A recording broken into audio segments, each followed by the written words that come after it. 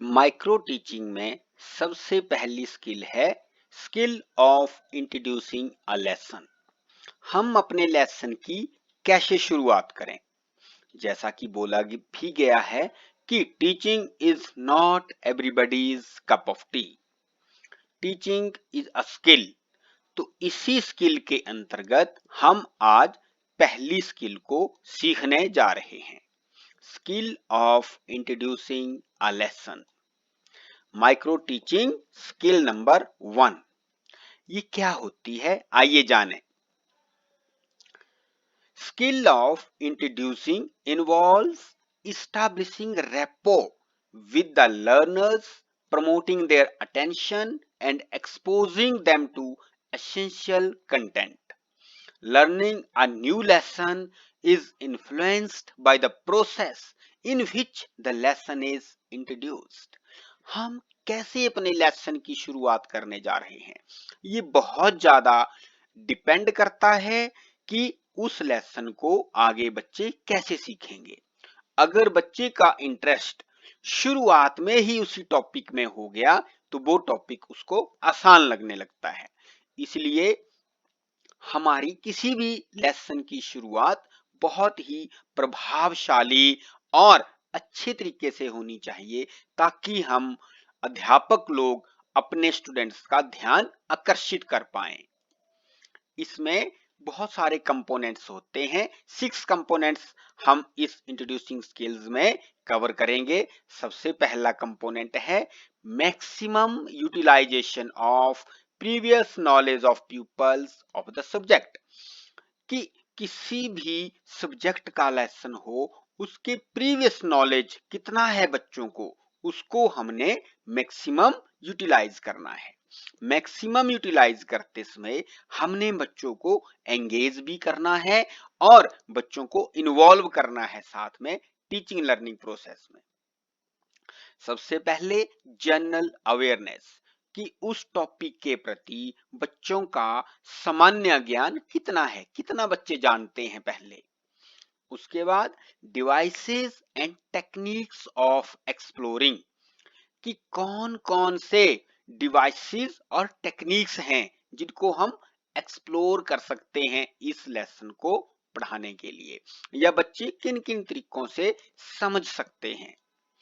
Link between previous and new knowledge, इस component के अंदर अध्यापक को नया ज्ञान और बच्चों का प्रीवियस ज्ञान कितना है, पिछला ज्ञान कितना है, उनके बीच में एक परफेक्ट लिंक स्थापित करना है।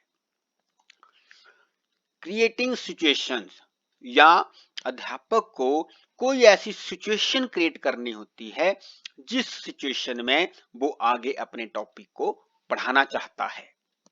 तो ये था हमारा पहला component, maximum utilization of previous knowledge of pupils of the subject, कि किसी भी सब्जेक्ट का उन बच्चों को प्रीवियस नॉलेज कितना है उसको हमने मैक्सिमम यूटिलाइज इस कंपोनेंट के अंदर करना है। Next component is using appropriate devices, हम कौन से डिवाइसेस को यूज करेंगे इस अपने लेसन को इंट्रोड्यूस करने के लिए। जैसे एग्जाम्पल्स, हम एग्जाम्पल्स दे सकते हैं, क्वेश्चन पूछ सकते हैं, कुछ लेक्चर दे सकते हैं, ऑडियो विजुअल एड्स का यूज कर सकते हैं, डेमोस्ट्रेट कर सकते हैं कि देखो मैंने ये डेमोस्ट्रेट किया, ये एक्सपेरिमेंट हम कर रहे हैं, ये एक्सपेरिमेंट कौन से कॉन्सेप्ट से रिलेटेड है, आज हम उस कॉन्सेप्ट को करेंगे, इस प्रकार से कुछ कर सकते हैं। रोल प्लेइंग कर सकते हैं, जैसे हमने लिटरेचर का अगर लेसन इंट्रोड्यूस करना है, इंग्लिश पढ़ानी है, हिंदी पढ़ानी है, या कोई हिस्ट्री का आपको लेसन पढ़ाना है तो उसका रोल प्ले कर सकते हैं हम अकॉर्डिंग टू मैच्योरिटी लेवल। और ये सब करना है बच्चों का मैच्योरिटी लेवल कितना है, बच्चा कौन सी कक्षा के बच्चे हैं जिनको हम अपना लेसन इंट्रोड्यूस कर रहे हैं, ये सब डिपेंड करेगा इन बच्चों के मैच्योरिटी लेवल और कक्षा के ऊपर। उसके बाद तीसरा कंपोनेंट है मेंटेनेंस ऑफ कंटिन्यूटी, अध्यापक को अपनी कंटिन्यूटी मेंटेन करनी है, मेंटेन रखनी है। इसमें जैसे सीक्वेंस ऑफ आइडियाज, जो अध्यापक को बच्चों को इंट्रोड्यूस करते समय कुछ घटनाओं का वर्णन करना है, कुछ उसको बातें बतानी है बच्चों को, उन बातों में या घटनाओं में एक परफेक्ट सीक्वेंस होना चाहिए, एक के बाद दूसरी घटना उसको एक्सप्लेन करें। और आइडियाज, जो कुछ आइडियाज हैं उनको भी क्रमबद्ध तरीके से बच्चों को बताएं। लॉजिकल, और वो सभी लॉजिकल होने चाहिए, उसी कॉन्सेप्ट से रिलेटेड होने चाहिए। उसके बाद रिलेटेड टू स्टूडेंट्स रिस्पॉन्स, और जो भी हम बातें करें, जैसे हम बच्चों से क्वेश्चन करते हैं या बच्चों से पूछते हैं, तो स्टूडेंट्स के रिस्पॉन्स से रिलेटेड भी होना चाहिए। अगर हम कुछ बच्चों से पूछें, वो उनके लेवल से बाहर की बात नहीं होनी चाहिए, वो उनको आनी चाहिए। हमें बच्चों के दायरे को देखते हुए ही अपनी कंटिन्यूटी को मेंटेन रखना है, अदरवाइज ये प्रोसेस डिसकंटिन्यूड हो जाएगा। बच्चे एकदम ध्यान से भटक जाएंगे और आपका लेसन डिसकंटिन्यू हो जाएगा। इसमें link bit with teacher statement, जो भी आप बताएं, जो भी करें, वो सारा टीचर की स्टेटमेंट के साथ लिंक होना चाहिए। जैसे आप कोई बात बता रहे हैं कि आप क्या बता रहे हैं और क्या आप स्टेटमेंट उसके साथ जोड़ रहे हैं, इन दोनों में एक लिंक होना चाहिए। जो आप कुछ पॉइंट आउट कर रहे हैं तो वो टीचर की स्टेटमेंट के साथ लिंक करना चाहिए। या आप कुछ एक्सपेरिमेंट कर रहे हैं, कुछ आप डेमोस्ट्रेट कर रहे हैं, वो सब आपका अध्यापक की स्टेटमेंट के साथ लिंक होना चाहिए आपका।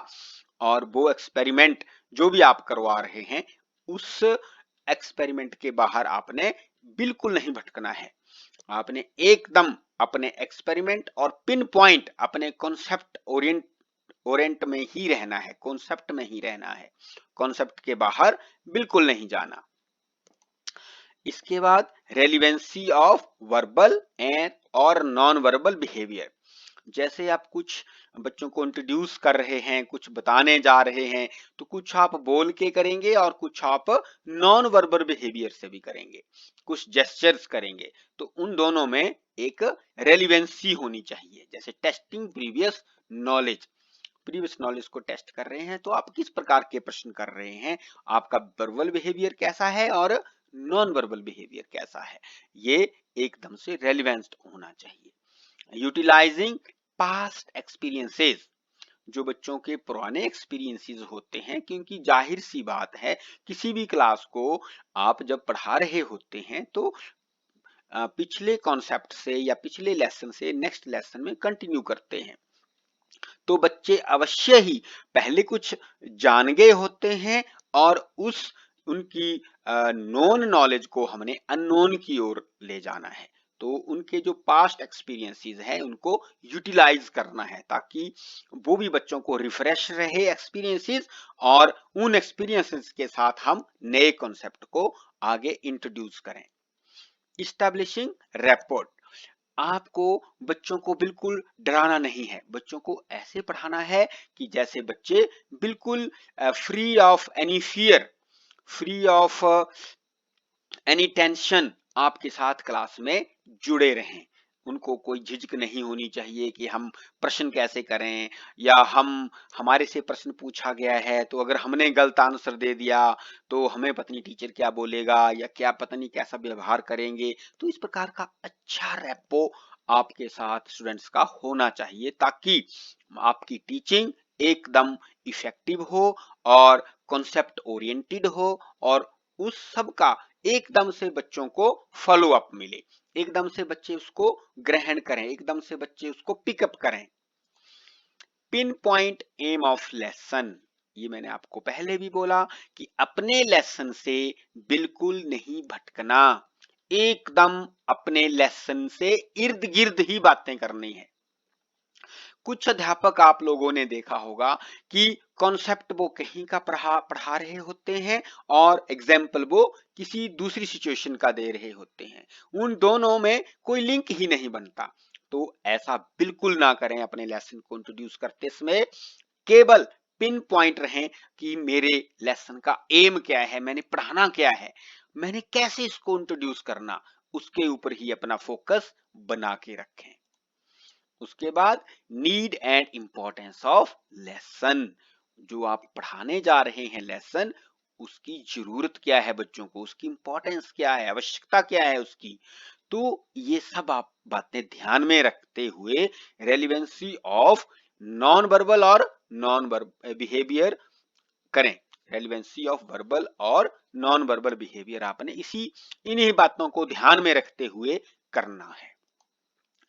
नेक्स्ट कंपोनेंट है फिफ्थ कंपोनेंट, अराउज इंटरेस्ट, कि आप बच्चों का इंटरेस्ट कैसे जगा सकते हैं। कैसे जगा सकते हैं, इंट्रोड्यूसिंग अ सरप्राइज, एकदम उनको कुछ नई चीज बता सकते हैं आप, एक कुछ नई एड बता सकते हैं, कुछ नए एक्सपीरियंस दे सकते हैं, कुछ नई गेम से भी कर सकते हैं, कुछ नई बात से भी कर सकते हैं। तो एकदम से बच्चों को आप सरप्राइज करें, बच्चों को अट्रैक्ट करें, बच्चों को अच्छा लगना चाहिए। कुछ आप कहानी बता सकते हैं, कुछ किस्सा बता सकते हैं, कुछ बात बता सकते हैं, उसके द्वारा आप बच्चों का ध्यान अपनी ओर आकर्षित कर सकते हैं। लेकिन यह शर्त है, यह आपने मैंडेट रखना है कि जो भी आप बात करें, जो भी कहानी बताएं, वो आपके उस लेसन और अपने टॉपिक से रिलेटेड होनी चाहिए, उससे बाहर की बिल्कुल नहीं होनी चाहिए। शोइंग इंथुजियाज्म, आपने बिल्कुल एकदम अट्रैक्टिव तरीके से, एकदम प्रसन्न मुद्रा में, एकदम से आपने अपने एंथुजियाज्म से इन सब बातों को बताना है। बिल्कुल सुस्त जैसे तरीके से आपने टीचिंग बिल्कुल नहीं करनी है। और लास्ट कंपोनेंट इज इफेक्टिवनेस। अगर आप इन 5 कंपोनेंट को अपने लेसन इंट्रोड्यूस करते समय फॉलो करते हैं, तो मैं ये आपको बिल्कुल दावे से कह सकता हूं कि आपका जो इंट्रोड्यूसिंग करने का जो तरीका होगा, जो लेसन प्लान बनेगा, जो बच्चे पढ़ेंगे आपसे, जिस कॉन्सेप्ट को आप इंट्रोड्यूस कर रहे हैं, वो एकदम से इफेक्टिव होगा। हो ही नहीं सकता कि वो इफेक्टिव ना हो। तो आपने इस प्रकार इनोवेटिव वे से, इनोवेटिव तरीके से अपने लेसन को इंट्रोड्यूस करना है।